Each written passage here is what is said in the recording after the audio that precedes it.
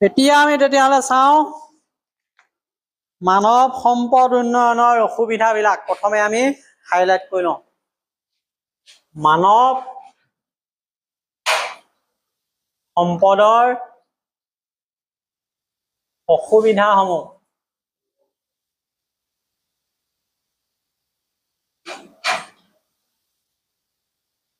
স্ক্ৰীনত চাবা চবেই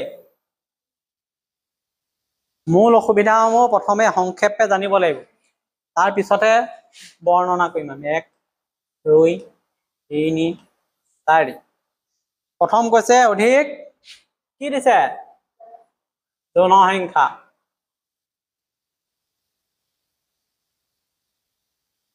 দ্বিতীয়তে দিছে মূলধন বা পুঁজিৰ অভাৱ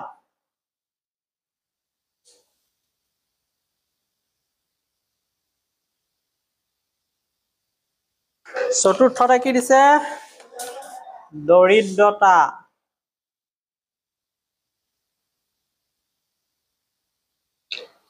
তাৰপিছত নিৰক্ষৰতা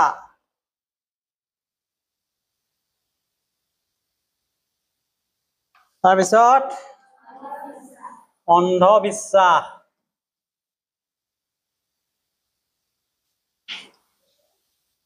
তাৰপিছত বিষমতা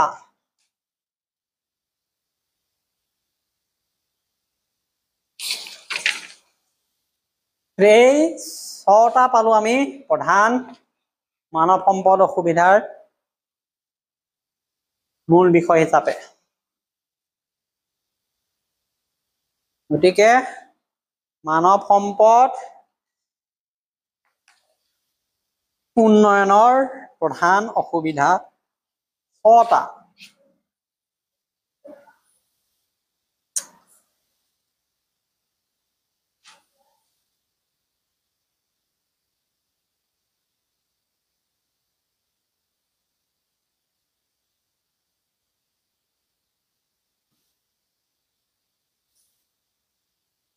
অসুবিধা এতিয়া প্ৰথমটো আমি পঢ়িব লাগিব প্ৰথমটো কি আছে অধিক জনসংখ্যা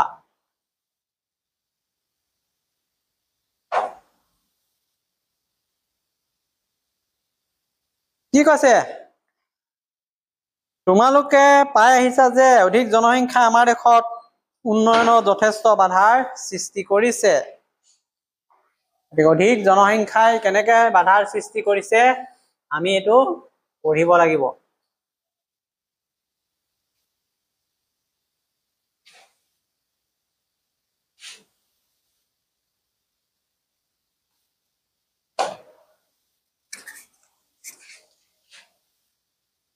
জনসংখ্যা বৃদ্ধি হৈছে দেশৰ মানৱ সম্পদ উন্নয়নত বাধাৰ সৃষ্টি অন্যতম কাৰণ বিশেষকৈ চাপ সৃষ্টি কৰে উন্নয়নশীল ৰাষ্ট্ৰ হিচাপে সীমিত আয়ৰে অত্যাধিক জনসংখ্যা যেতিয়া বেছি চাপ সৃষ্টি কৰিব তেতিয়া উপযুক্ত সা সুবিধাবিলাক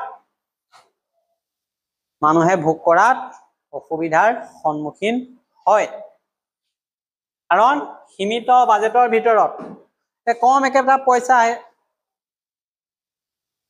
আৰু অধিক মানুহ হলে ভাগটো কম কমকৈ পৰিব বা সুবিধাবিলাক কম কমকৈ পাব গতিকে সীমিত বাজেটত এই শিক্ষা হওক স্বাস্থ্যই হওক সা সুবিধাবিলাক অন্যান্য সেৱা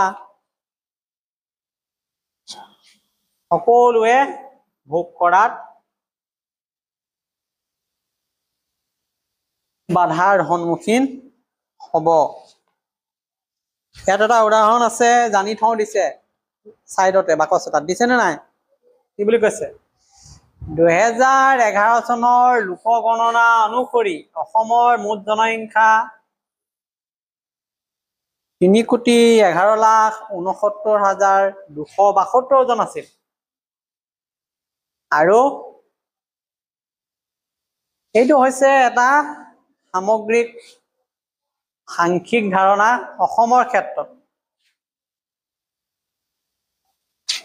আৰু আমি দেখা পালো যে 11 কোটি মানুহে সকলো সা সুবিধা দিবলৈ হলে সকলোকে চৰকাৰৰ হাতত কি লাগিব বৃহৎ এটা পুঁজি লাগিব ইমান পুঁজি চৰকাৰৰ হাতত থকাটো সম্ভৱ নহয়। তথাপিও চৰকাৰে বিভিন্ন সময়ত বিভিন্ন আঁচনি প্ৰস্তুত কৰি কিছুমান বিশেষ লোকক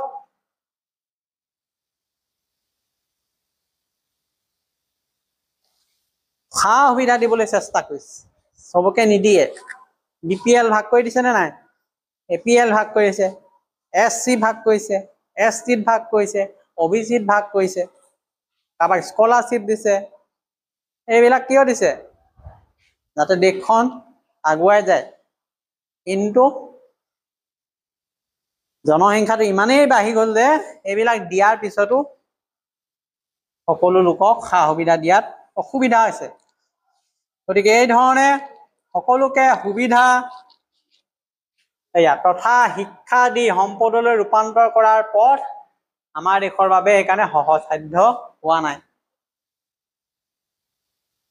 প্ৰথম লাইনটো আছে এইটো 87ৰ পেজত। সেয়েহে অধিক জনসংখ্যাই মানৱ সম্পদ উন্নয়নৰ এটা অন্যতম বাধা হিচাপে চিহ্নিত হৈছে। জনসংখ্যা অধিক হলে কি কি অসুবিধা হয় তোমালোকে নিজ ঘৰখনতে দেখিব পাৰিবা। ল'ৰা ছোৱালী যাৰ ঢেৰ আছে সিহঁতৰ ঢেৰ অভাৱ, যাৰ এটা ল'ৰা ছোৱালী আছে তাৰ ইমান অভাৱ নাই, কাৰণ বেছি মানুহ হলে বেছি বস্তু দৰকাৰ হয়। ঠিক তেনেকে জনসংখ্যা অধিক হলে অধিক লোকক পঢ়াব লাগিব, পুষ্টি দিব লাগিব, দক্ষতা দিবলৈ খৰচ বাঢ়ি যায়। গতিকে এইবিলাকত চৰকাৰৰ বহু সমস্যাৰ সৃষ্টি হয়। আমাৰ ৰাজ্যত কি হৈছে? আমাৰ ৰাষ্ট্ৰ উভয়ে অধিক জনসংখ্যাৰ কবলত পৰিছে। দেশত আছে 120 কোটি, আমাৰ 11 কোটি। এই জনসংখ্যাৰ বৃদ্ধিৰ হাৰটো দ্ৰুত হোৱাৰ কাৰণেই আমাৰ নানা সমস্যাৰ সৃষ্টি হৈছে।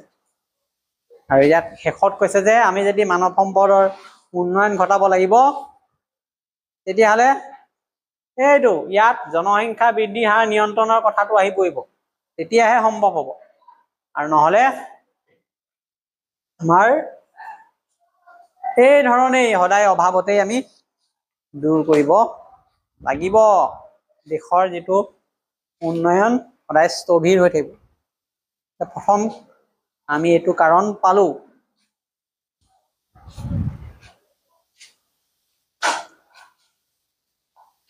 দুই নম্বৰ কাৰণটো কি আছিলে?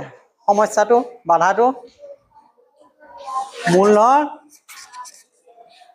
বা পুঁজিৰ অভাৱ। মূলধন বা পুঁজিৰ অভাৱ হলে মানৱ সম্পদ উন্নয়নৰ ক্ষেত্ৰত বাধা আহি পৰে। টকা পইচাই যদি নাথাকে হাতত, পুঁজি এটাই নাথাকে, বেলেগ কথা কেনেকে চিন্তা কৰিম? দেশখনতে হওক বা ব্যক্তিগতভাৱেই হওক, আমাক টকা কেলে লাগে, পুঁজি কেলে লাগে?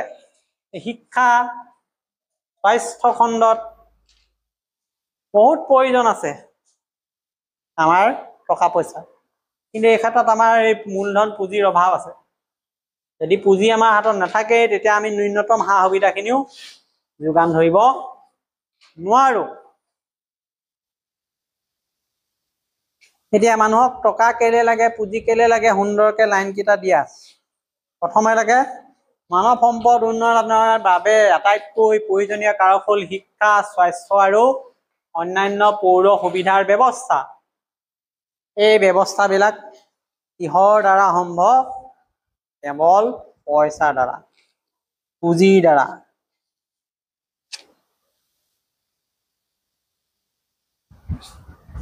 গতিকে শিক্ষা কেলে লাগে? আমাক জ্ঞান আহৰণৰ কাৰণে লাগিব। সুস্বাস্থ্যৰ অধিকাৰী কেতিয়া হ'ম আমি?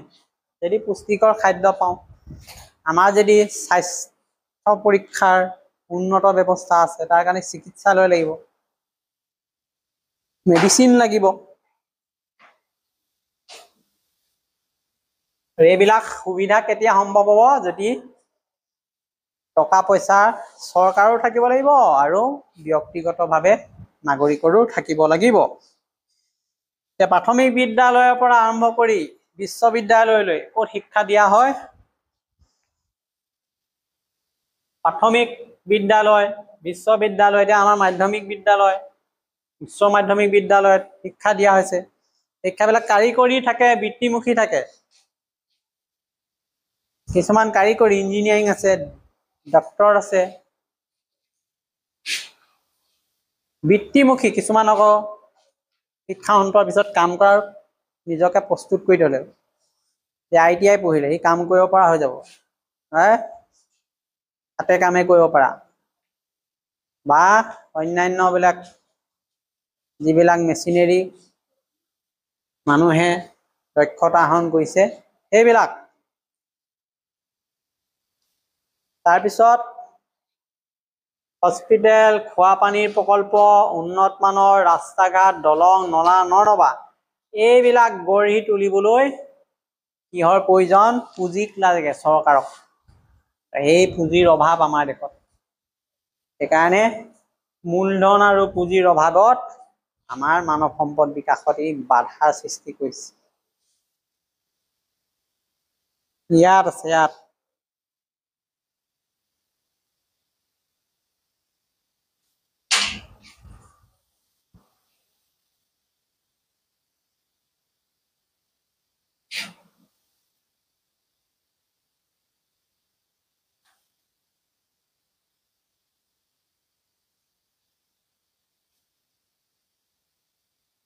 তিনি নম্বৰটো কি কাৰক দিছে?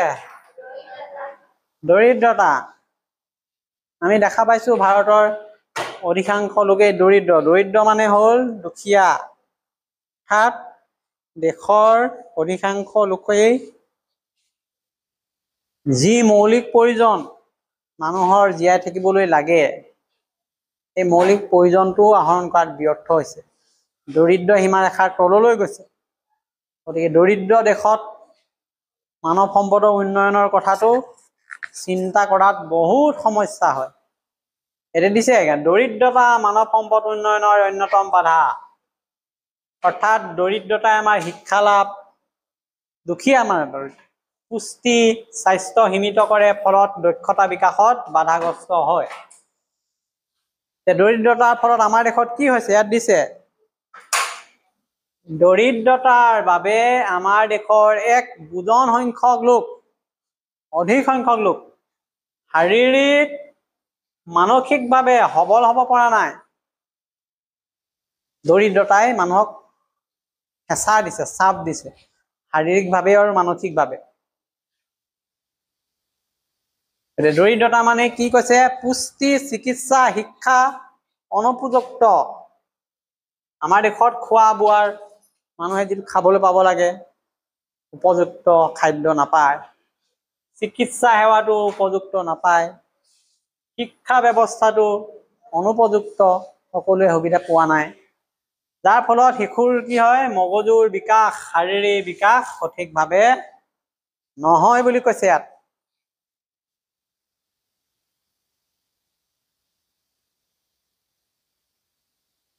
আৰু ইয়াৰ ফলতে দেশৰ যিটো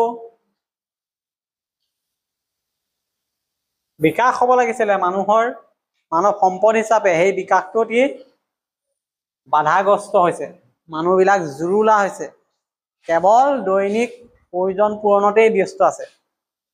নতুনকে কিবা চিন্তা কৰা, নতুন এটা কিবা সৃষ্টি কৰা, এনেকুৱা এটা পৰিৱেশত থকা নাই। মানুহ আহিছে, ৰাতিপুৱা ওলাইছে, দিনটো কাম কৰিছে, কেইটকামান পালে, আকৌ বস্তু কিনিছে, আকৌ ঘৰলৈ গ'ল, খালে, শেষ হ'ল, আকৌ কামলৈ আহিছে।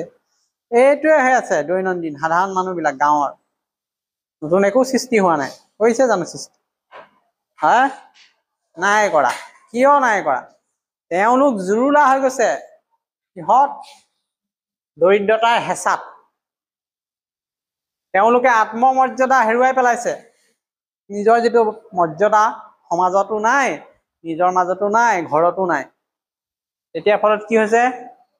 ভাগ্যৰ ওপৰত বিশ্বাসী হৈছে। মানুহে কৈছে মোৰ ভাগ্যই বেয়া আৰু মই দুখীয়া। নিজকে সেই অৱস্থাৰ পৰা উন্নীত কৰাৰ মানসিকতা হেৰুৱাই পেলাইছে। সেইকাৰণে আৰু একো কাম মন নকৰি কি চিন্তা কৰিছে? যে ফ্ৰী চাউল চৰকাৰে দিয়ে নেকি, ক'ৰবাত খবৰ কৰিছে। চৰকাৰে ক'ৰবাত বিনামূলীয়া কিবা দিছে নেকি, এনেকুৱাতে মাথা মাৰি আছে। খেতি বাতি কৰিব লাগে এইবোৰ নাই, নিজে কিবা এটা ভাল কাম কৰিব লাগে এইবিলাক নাই।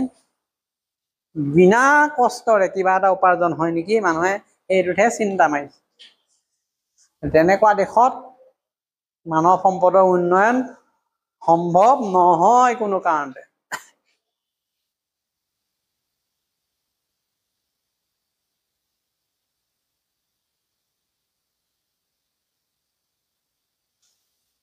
গতিকে আজি আমি তিনিটা মানৱ সম্পদ বিকাশৰ অন্তৰালত থকা বাধা অলপ অলপকৈ পঢ়িলোঁ, আৰু তিনিটা আছে, নেক্সট ক্লাছত আমি পঢ়িম।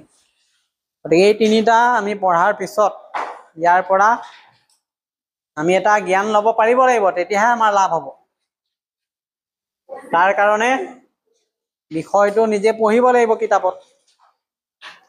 এটা ৰিভিজন 2 মিনিট চবেই কৰা, আমি এতিয়া পঢ়া বিষয়বস্তু।